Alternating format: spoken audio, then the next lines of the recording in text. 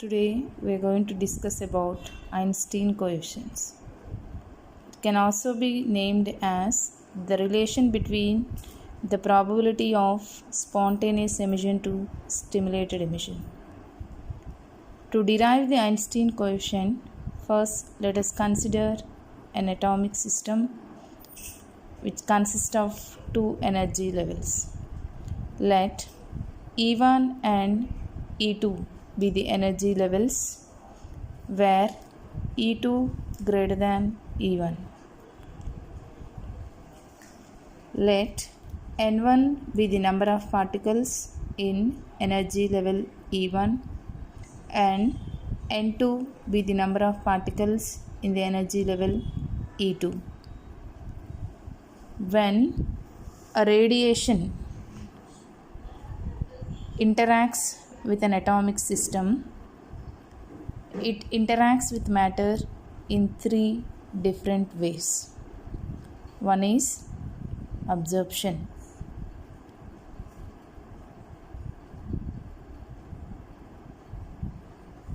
We know what is meant by absorption. By taking the radiant energy, the atoms in the ground state, they excite to higher energy levels. So here let us consider the radiant energy as rho of nu d nu. If rho of nu d nu is the radiant energy per unit volume, then the number of particles undergoing absorption per unit volume per second is N1 rho of nu B12. Let it be equation number 1, where B12 is the probability of absorption, where B12 is the probability of absorption.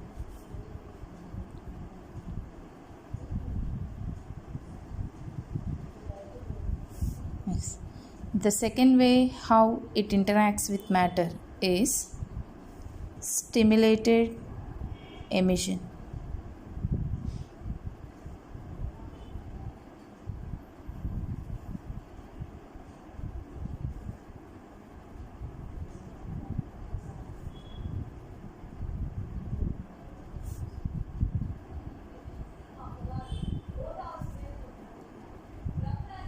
We know what is meant by stimulated emission.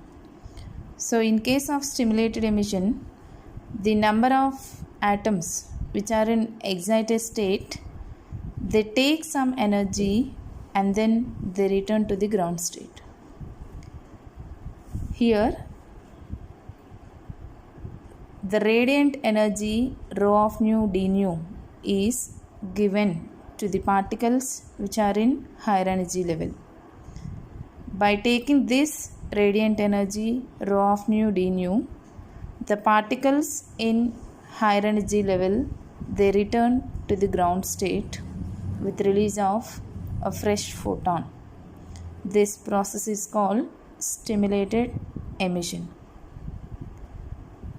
The number of particles undergoing stimulated emission per unit volume per second is given by N2 rho of nu B21. Let it be equation number 2, where B21 is the probability of B21 is the probability of stimulated emission.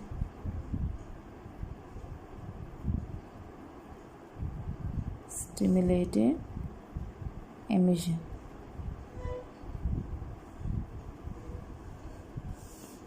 Where B21 is the probability of stimulated emission. Now, this radiation interacts in another way that is called spontaneous emission.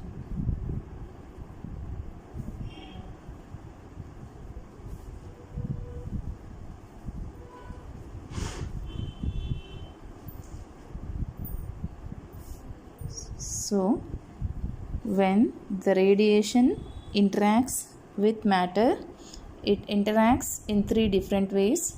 One is absorption, second one is stimulated emission, and the third one is spontaneous emission. Now, for spontaneous emission, they don't require the radiant energy. The number of atoms making spontaneous emission per unit volume per second from E2 to E1 is given by N2A21. These are the number of atoms undergoing spontaneous emission. Let it be equation number 3. The number of atoms undergoing spontaneous emission is N2A21, where A21 is the probability of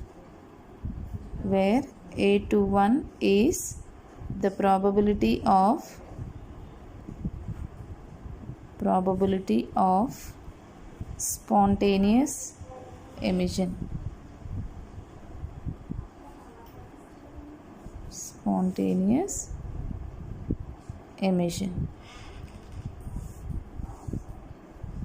So here B12 is the probability of absorption, B21 is the probability of stimulated emission, and A21 is the probability of spontaneous emission.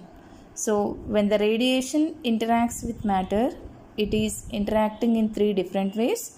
One is absorption, second one is stimulated emission, and the third one is spontaneous emission.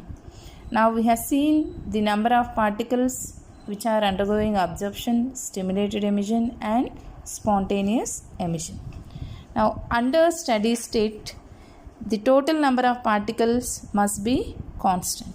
That means the rate of change of particle dN by dt is 0. Means the number of particles undergoing absorption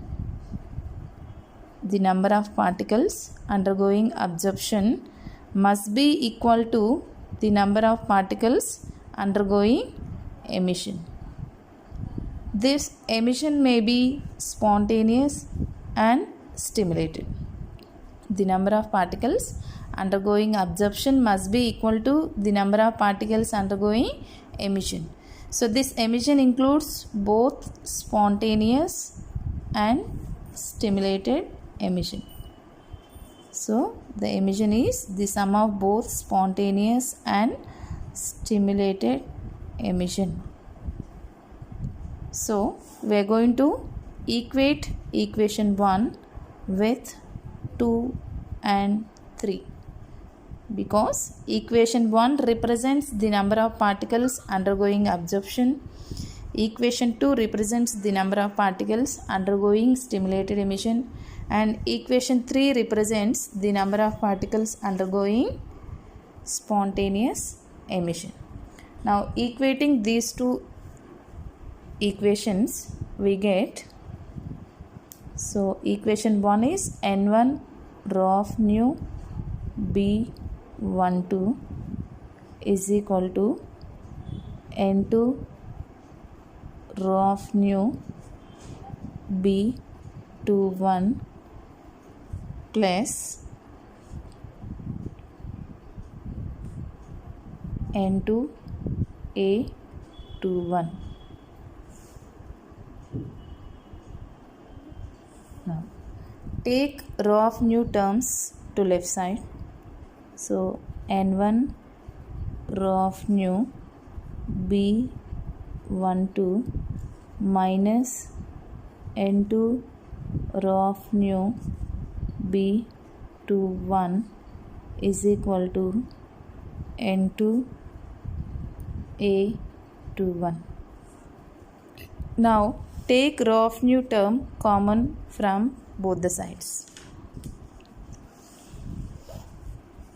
So if I take rho of nu common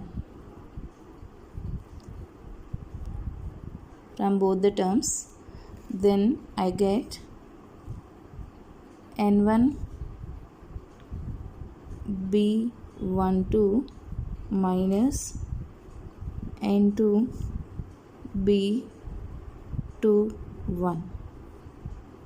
Next, the right hand side term is n2 a21. Now rho of nu is equal to n2 a21 divided by n1 b12 minus n2 b21. Divide both numerator and denominator with n2. Then we get rho of nu is equal to a21 divided by n1 by n2 into b12 minus b21. Einstein proved that the probability of stimulated absorption is nearly equal to the probability of stimulated emission. So b12 is nearly equal to b21. So I am going to replace b12 in the above equation with b21. So rho of nu becomes a21 divided by n1 by n2 b21 minus b21. So take b21 common from both the terms in the denominator. So if I take b21 common, then n1 by n2 minus 1. From Boltzmann distribution law, we have n1 by n2 is equal to e to the power of e2 minus e1 by kt, or e to the power of h nu divided by kt. Since the difference in the energy levels E2 minus E1 is nothing but the radiant energy. E2 minus E1 is equal to h nu. E2 minus E1 is equal to h nu. So from Boltzmann distribution law, we know that n1 by n2 is equal to e power E2 minus E1 by kt, or e power h nu by kt. Now substitute this in above equation. Let us give this as equation number 4. Now substitute the value of n1 by n2 in equation 4. So we get rho of nu is equal to a21 divided by b21 into, so in place of n1 by n2 I am going to write e power h nu by kt, e power h nu divided by kt, or we can write kbt minus 1, where k suffix b is Boltzmann constant, where k suffix b is Boltzmann constant.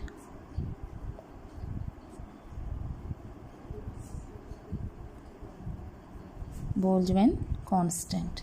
So give this as equation number 5. Now we got the expression for radiant energy is A21 by B21 into e power h nu by kBT minus 1. Next, from Planck's radiation law, we have from Planck's radiation law,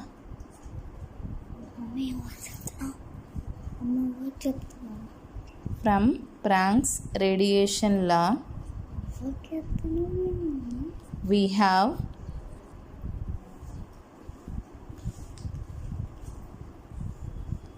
rho of nu is equal to 8 pi h nu cube divided by c cube into 1 by e power h nu divided by kBT minus 1.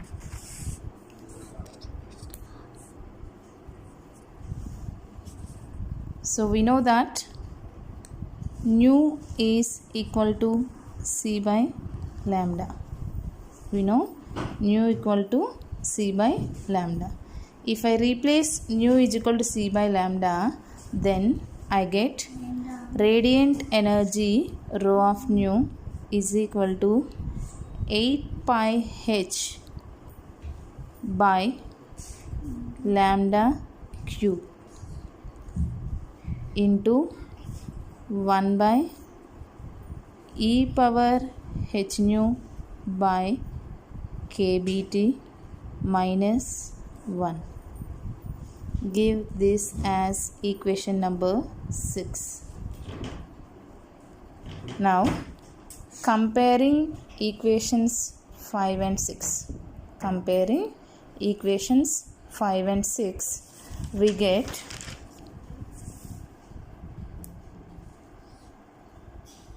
comparing equations 5 and 6. Equations 5 and 6, we get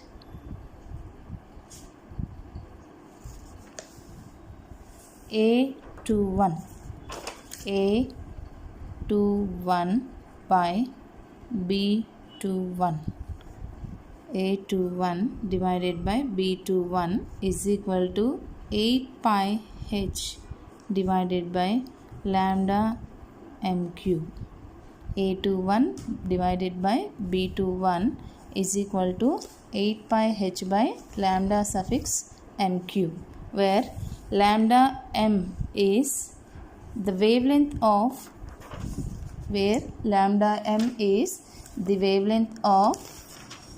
light in medium.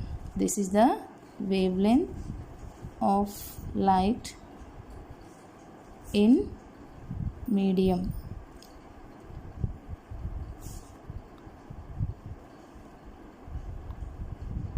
So the above relation is the Einstein relation between the probability of spontaneous emission to the probability of stimulated emission. So this equation 7 is the Einstein relation between the probability of spontaneous emission to the probability of stimulated emission. Here A21 and B21 are the Einstein probabilities for spontaneous emission to the probability of stimulated emission. So A21 and B21 are also named as Einstein coefficients. Finally, the relation between the probability of spontaneous emission to stimulated emission is 8 pi h by lambda m cube. This is the relation between Einstein coefficients. of spontaneous emission to stimulated emission. Here A21 by B21 must be less than 1 for stimulated emission to be more predominant. In our lasers, we need stimulated emission to be more to get the laser output. So to get more stimulated emission, the condition is A21 by B21 must be less than 1. So this is about Einstein coefficients.